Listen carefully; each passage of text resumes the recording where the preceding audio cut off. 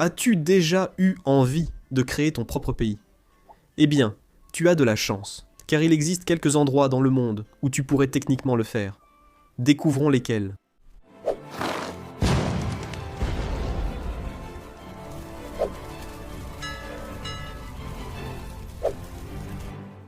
Il existe donc plusieurs endroits dans le monde où tu pourrais techniquement créer ton propre pays. Le type d'endroit que nous recherchons porte en fait un nom. Terra nullius. C'est un terme utilisé en droit international qui désigne un territoire sans maître. Il n'y a qu'une poignée de territoires qui remplissent ce critère, et ce sont eux qui constituent nos principaux exemples dans cette vidéo. Il s'agit de la Gornja Siga et d'autres poches de terre le long du Danube, à la frontière entre la Croatie et la Serbie, ainsi que de la terre Mary Bird en Antarctique. Bir Tawil, un territoire à la frontière entre l'Égypte et le Soudan, qui est relié à un autre territoire disputé, le triangle de Halaïb, ainsi que le No Man's Land du champ de glace en Patagonie australe, à la frontière entre le Chili et l'Argentine. Il y a aussi d'autres cas que nous pouvons mentionner où la propriété est un peu discutable. Comme l'île Machias Seal, une île rocheuse disputée entre le Canada et les États-Unis. Rockall, une île vide et disputée entre le Royaume-Uni, l'Irlande et l'Islande. Ou même le banc de sable temporaire Nikojima entre le Japon et la Russie. Il existe aussi des endroits qui sont simplement revendiqués par un seul pays, le pays qui les gouverne, mais qui sont vides et en quelque sorte négligés par leurs propriétaires, avec une administration locale instable ou même inexistante. Dans ces cas-là, on pourrait peut-être inclure l'île Clipperton dans le Pacifique, techniquement française mais inhabitée, le banc de Serranilla, disputé par la Colombie, les États-Unis et la Jamaïque, mais vide. Ou la bande d'Aouzou, une parcelle de terre vide entre le Tchad et la Libye. Ici, le plan devrait plutôt être d'arriver, planter un drapeau, trouver un moyen de survivre et espérer que personne ne tienne assez à ce territoire pour vraiment t'expulser. Alors maintenant, apprenons-en un peu plus sur chacun de ces territoires, et sur la façon dont tu pourrais, ou non, y établir ton propre pays.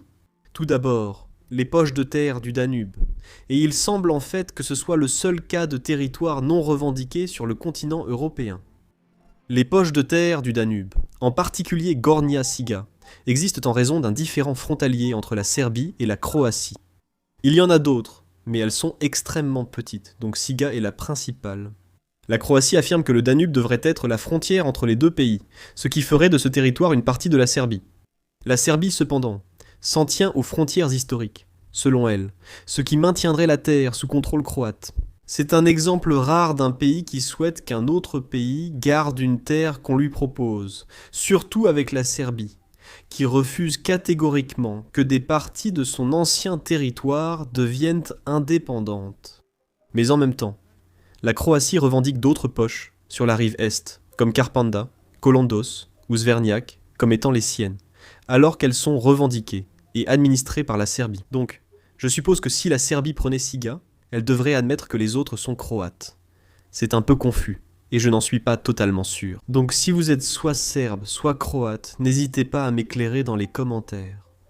Puisqu'aucun des deux pays n'accepte la revendication alternative, Gornja Siga et quelques autres petits territoires restent terra nullius. Cela en fait un rare exemple de terre non revendiquée en Europe et sa petite taille signifie qu'elle a déjà, bien sûr, attiré des projets de micronations comme le Liberland autoproclamé.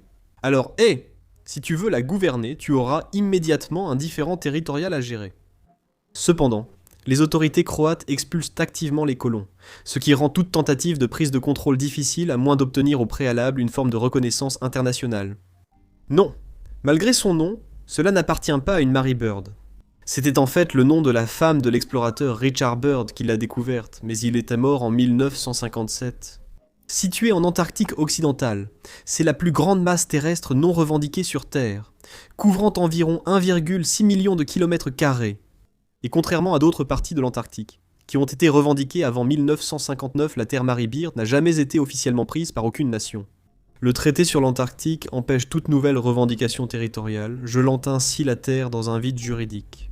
Aucune population permanente, seules quelques expéditions scientifiques s'y sont rendues au fil des ans.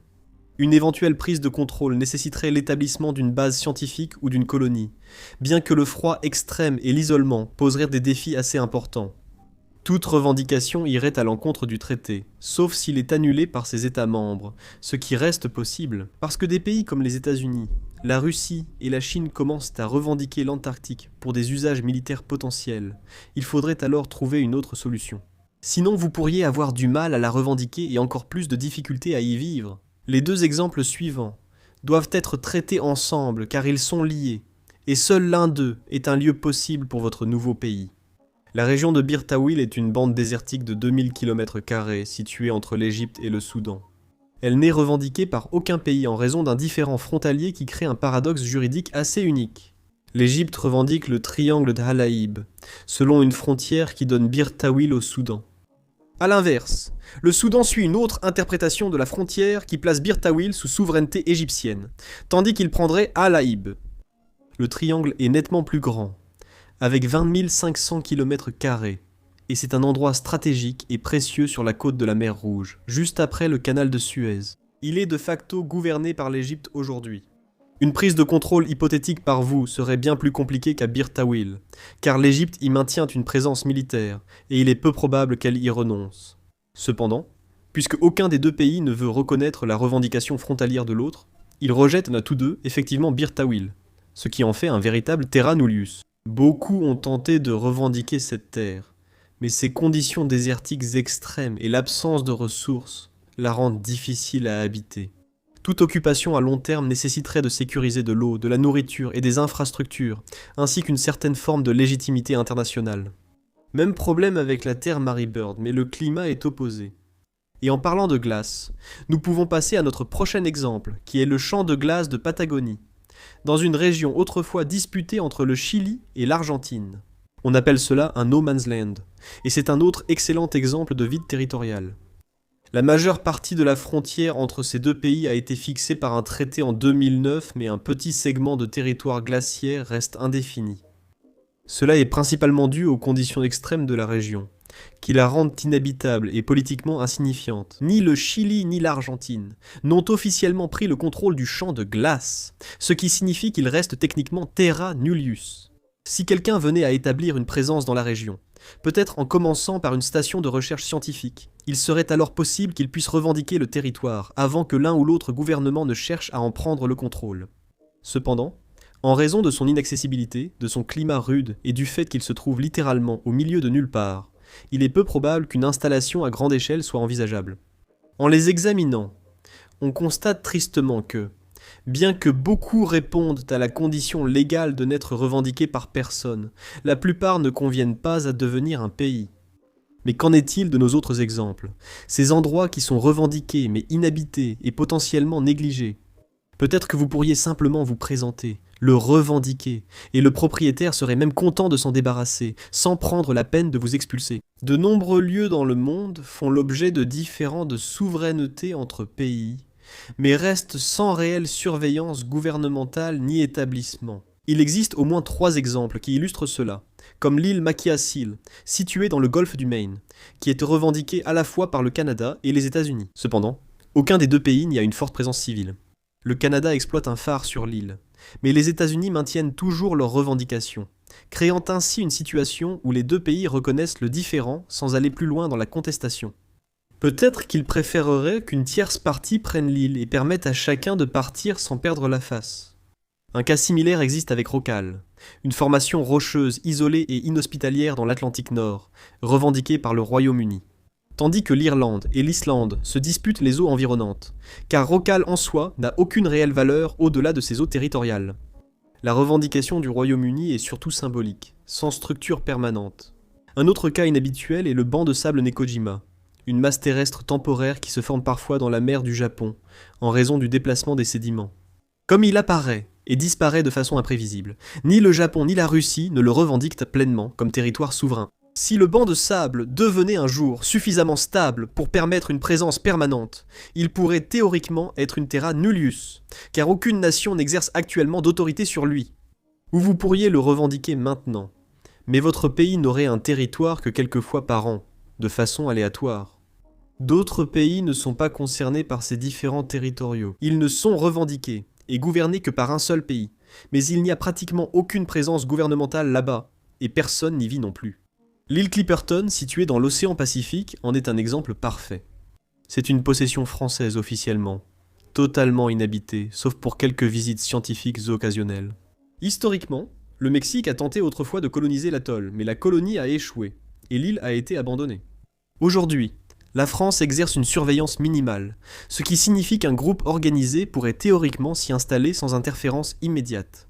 Une situation similaire existe avec le banc de Serranía, un récif des Caraïbes revendiqué par les États-Unis, la Colombie et la Jamaïque. Les États-Unis y avaient même une base militaire, mais ils sont ensuite partis, et elle est maintenant abandonnée, et la zone est complètement inhabitée. Donc, tu pourrais simplement débarquer, prendre le contrôle de la base et créer ton propre pays. Mais tu risques d'être envahi par ces 3 pays. Et enfin, la bande d'Aouzou, située le long de la frontière entre le Tchad et la Libye, qui était autrefois une région très disputée, mais qui est maintenant presque complètement abandonnée. La Libye a tenté de revendiquer la zone pendant la bien nommée guerre d'Aouzou en 1978 qui a duré jusqu'en 1987, mais le territoire a ensuite été attribué au Tchad par la Cour internationale de justice. Malgré la décision, les conditions désertiques ont rendu la région presque inhabitable avec peu ou pas d'activité gouvernementale. Donc, vous pourriez y aller, mais vous souffririez probablement aussi de la chaleur extrême. Et notre liste de ces endroits inhabités pourrait continuer encore et encore. Je veux dire, il y a au moins 22 îles dans le monde qui sont inhabitées, avec des tailles allant de 5 000 à 55 000 km², sans parler des milliers de petits atolls et îles à travers le globe. Alors peut-être que l'une d'entre elles pourrait être une autre cible pour votre futur nouveau pays. Merci beaucoup d'avoir regardé cette vidéo. Merci à mes mécènes de me soutenir directement. Si vous le souhaitez, n'hésitez pas à regarder d'autres vidéos que j'ai publiées. Je suis sûr que vous trouverez quelque chose qui vous plaira dans les suggestions. Et abonnez-vous si vous voulez voir les prochaines vidéos. À la prochaine pour plus de General Knowledge.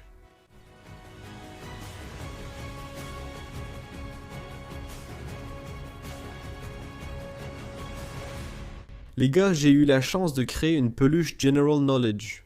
Ce serait une petite peluche ressemblant à un ours en peluche, mais sous la forme de l'icône de ma chaîne, le petit général à la Napoléon. Pour rendre ce projet possible, il nous faut au moins 100 contributions d'1$, donc 100 personnes qui voudront acheter la peluche si elle est fabriquée. Donc si vous voulez donner $1 avant le 24 février, vous m'aiderez beaucoup. Si l'objectif n'est pas atteint, chacun sera remboursé de son dollar, pas d'inquiétude. C'est juste une tentative sympa, alors si ça vous tente, regardez la campagne.